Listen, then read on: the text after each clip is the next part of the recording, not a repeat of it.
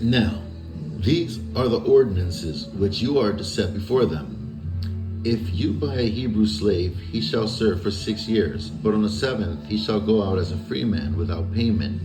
If he comes alone, he shall go out alone. If he is the husband of a wife, then his wife shall go out with him.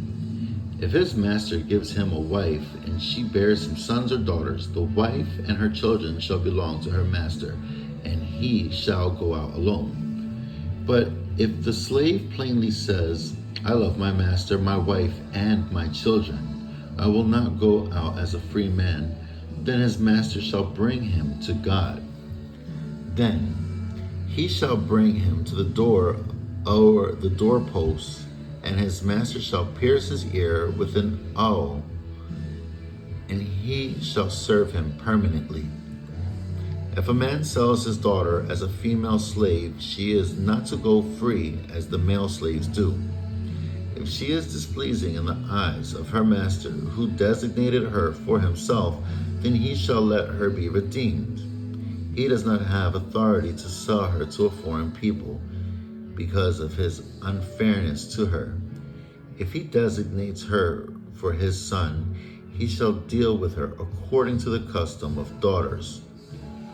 If he takes to himself another woman, he may not reduce her food, her clothing, or her conjugal rights. If he will not do these 3 things for her, then he shall go out for nothing, without payment or money. He who strikes a man so that he dies shall surely be put to death.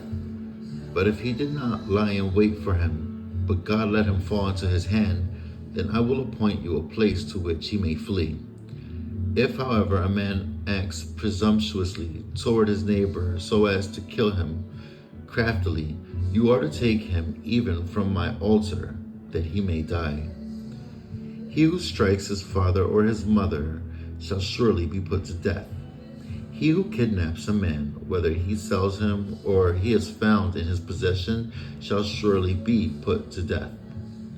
He who curses his father or his mother shall surely be put to death. If men have a quarrel and one strikes the other with a stone or with his fist, and he does not die but remains in bed, if he gets up and walks around outside on his staff, then he who struck him shall go unpunished. He shall only pay for his loss of time, and shall take care of him until he is completely healed. If a man strikes his male or female slave with a rod, and he dies at his hand, he shall be punished. If, however, he survives a day or 2, no vengeance shall be taken, for he is his property. If men struggle with each other and strike a woman with child so that she gives birth prematurely, yet there is no injury, he shall surely be fined as the woman's husband may demand of him, and he shall pay as the judges decide.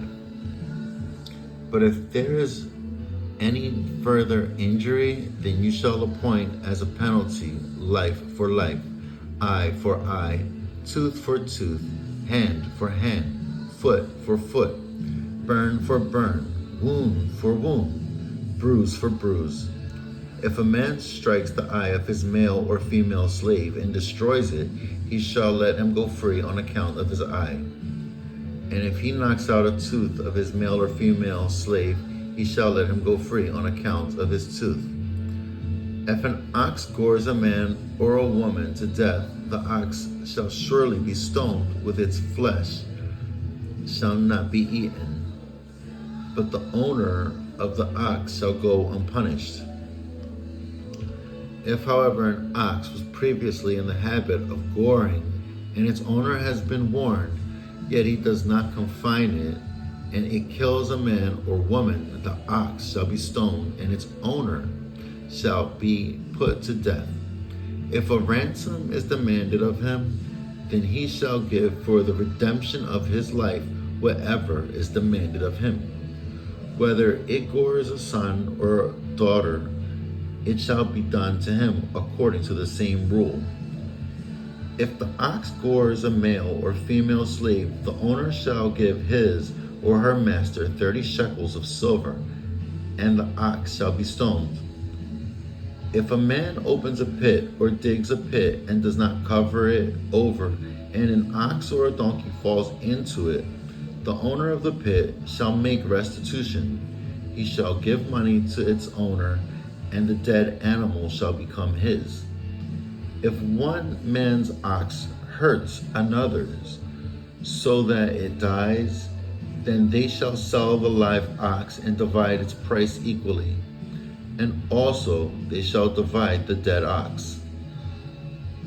Or if it is known that the ox was previously in the habit of goring, yet its owner has not confined it, he shall surely pay ox for ox, and the dead animal shall become his.